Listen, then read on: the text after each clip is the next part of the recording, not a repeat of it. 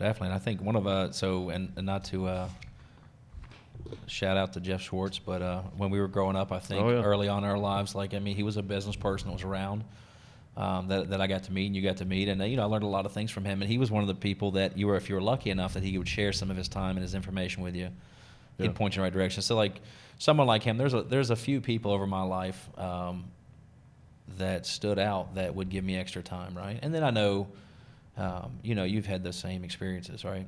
And I think I had this really unfair advantage too. My father was very entrepreneurial.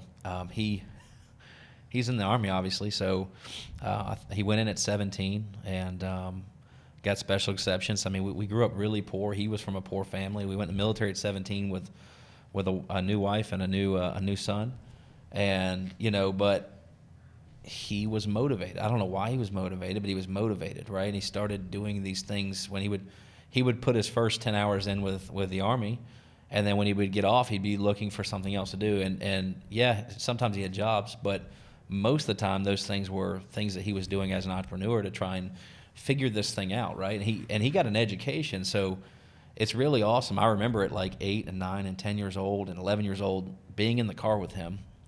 I don't know why I would be with him. Maybe that was just how we spent time together. And he would be driving, and we'd be going to a meeting. We'd be going to something, and he'd go to some event.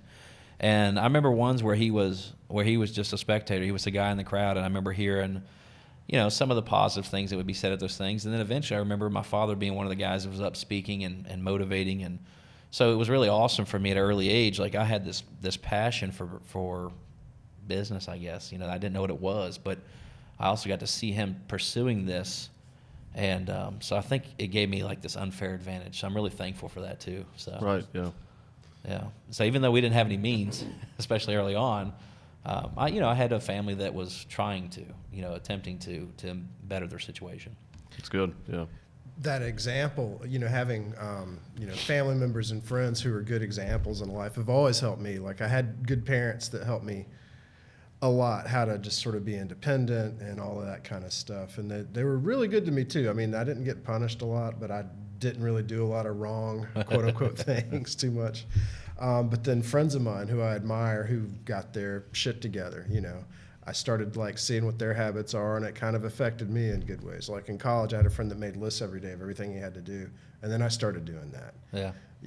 And it just helped out. And I still do it to this day. I got a big whiteboard in my house at home, and I list all the crap I have to do that day and the next day, and it just sort of helps me. It's good with that stuff, Yeah. Yeah, I keep up with all that on my phone, but it's a good way to do it. Yeah. Yeah, I think. Your dad is unique. It's really cool that he's very similar to you in a lot of ways. Yeah. And then different in other ways, but he has that business, ambitious drive.